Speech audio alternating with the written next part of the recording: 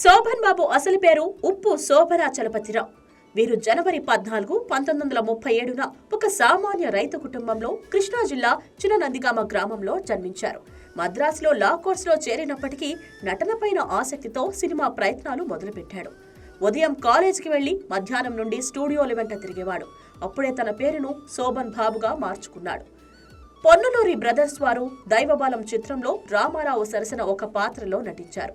ఆ సమయంలోనే చిత్రపు నారాయణరావు నిర్మించిన భక్త శబరి చిత్రంలో ఒక ముని కుమారునిగా నటించాడు. ఆ సినిమా విజయవంతం అవడంతో శోభన్ బాబు పేరు సినిమా రంగంలో పరిచయమైంది.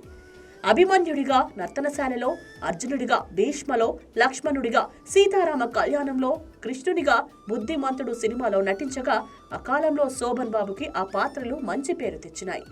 1970లో కేంద్ర ప్రభుత్వం బంగారు పంజరం సినిమాకు ఉత్తమ నటుడు అవార్డు ఇచ్చారు. అనంతరం శోభన్ బాబు గారు అనేక అవార్డు, రివార్డులు, పురస్కారాలు అందుకున్నారు. జనవరి 14 శోభన్ బాబు గారి జయంతి సందర్భంగా వారికి అక్షర నివాళులు సమర్పిస్తోంది మీ వైకే టీవీ ఎంటర్టైన్మెంట్స్.